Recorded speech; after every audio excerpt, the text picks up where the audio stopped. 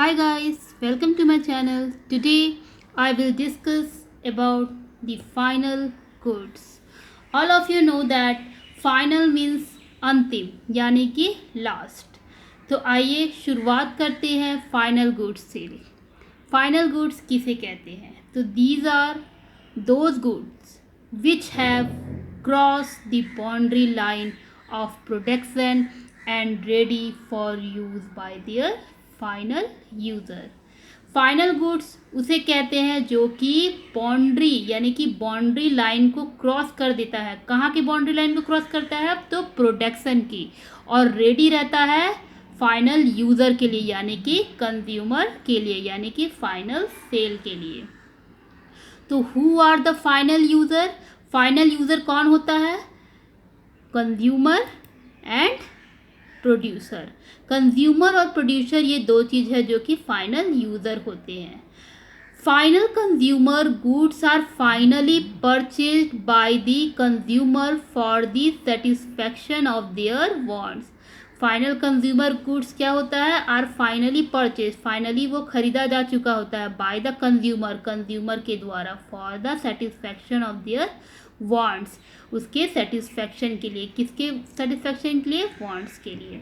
जो कोई भी कंज्यूमर खरीदना चाहता है गुड्स को अपने सेटिस्फैक्शन के लिए, तो फाइनली वह परचेज कर लेता है। तो final producer goods are finally purchase by the producer and are generally used as fixed assets in the process of production. यहाँ पे फिक्स्ड एसेट्स का मतलब हो गया है कैपिटल फॉर्मेशन इन्वेस्टमेंट। अब आइए जानते हैं बाउंड्री लाइन प्रोडक्शन क्या होता है एक एग्जाम्पल से। तो boundary line of production, suppose that मान लीजिए कि एक कॉटन है जिसका परचेज वैल्यू कितना है? 50 रुपीज़ है, और वैल्यू एडिशन उसका कितना है? 50 रुपीज़ है। यानी कि वह जो भी कॉटन को उगाया जा रहा है उसमें 50 रुपीज़ प्लस 50 रुपीज़ यानी कि परचेज वैल्यू जो भी वो उगाने के लिए ख़रीदा है उसका परचेज वैल्यू, और वैल्यू एडिशन जो भी उसमें एडिशन किया है, उन दोनों के मिला के 100 रुपये होता है। अब क्या है कि वो कॉटन फैब्रिक के रूप में मार्केट में बिकती है। अब मार्केट से उसे 100 में परचेज वैल्यू ख़रीदा जाता है और उसी तरह से वैल्यू एडिशन किया जाता है 100। तो यहाँ पे फैब्रिक का कॉस्ट 100 से बढ़ के 200 हो जाता है।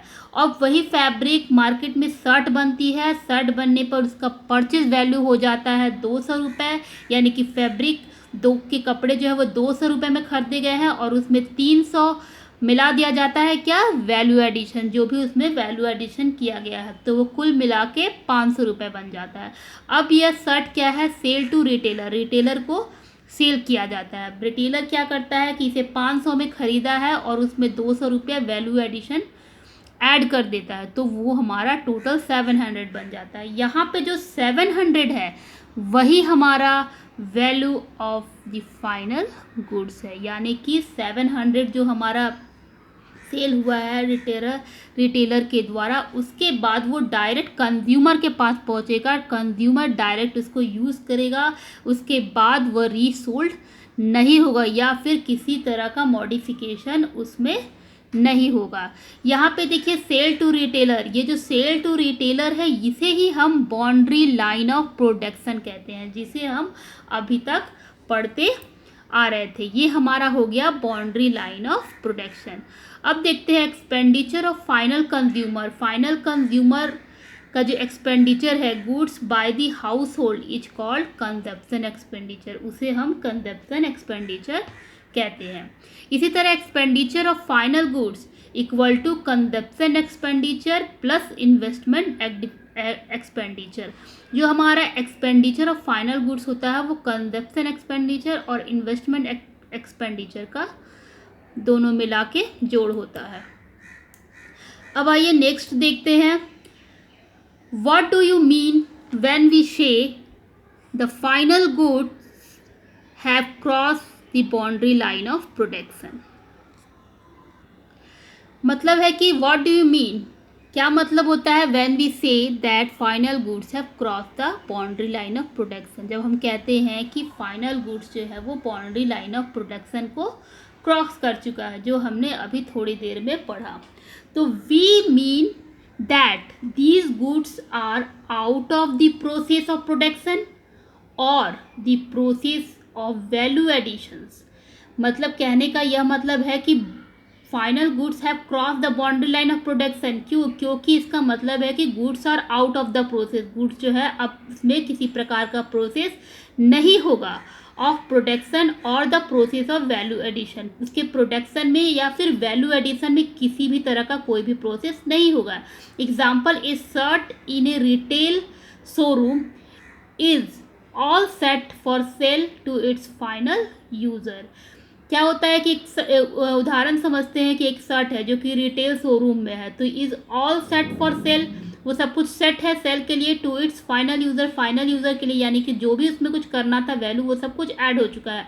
तो no value is to be added to the shirt by way of stitching, ironing, packaging etc, यानी कि सारा सब कुछ हो चुका है। The only value addition left now is when it is actually sold to the consumer. Who is its final user? If the retailer purchase this shirt for ₹900, this is the final stage of value addition to the shirt. अगर retailer इस shirt को खरीदता है 900 रुपये में, तो वो उसका फाइनल स्टेज होगा और वैल्यू ऑफ एडिशन होगा किसका? तो शर्ट का। तो once it is sold to the consumer the final user the shirt will be treated as out of the boundary line of production and shirt worth ₹1000 counted as final goods. Next हमारा है difference between final goods and intermediate goods. इसके पहले की video में मैंने काफ़ी विस्तार से एक्सप्लेन करके इंटरमीडिएट गुड्स बता दिया है, आप वीडियो जाकर देख सकते हैं। Now come to the difference between final goods and intermediate goods. Intermediate goods, these goods remain within the boundary line of production and are not ready for use by their final user. Intermediate goods क्या होता है कि वह boundary line के अंदर होता है किसके? तो प्रोडक्शन, जब वो प्रोडक्शन होता है तो उसका बाउंड्री लाइन जो होता है उसको वो क्रॉस नहीं करता है, वो उसके अंदर ही रहता है। इट मीन्स कि उसमें वैल्यू एडिट करना बाकी रहता है। इसी तरह फाइनल गुड्स क्या होता है कि these goods are outside the boundary line of production and are ready for use by their final user. वह रेडी होता है फाइनल यूजर के यूज करने के लिए। नंबर 2 पॉइंट देखेंगे कि these goods may be resold by the firm for profit during the accounting year.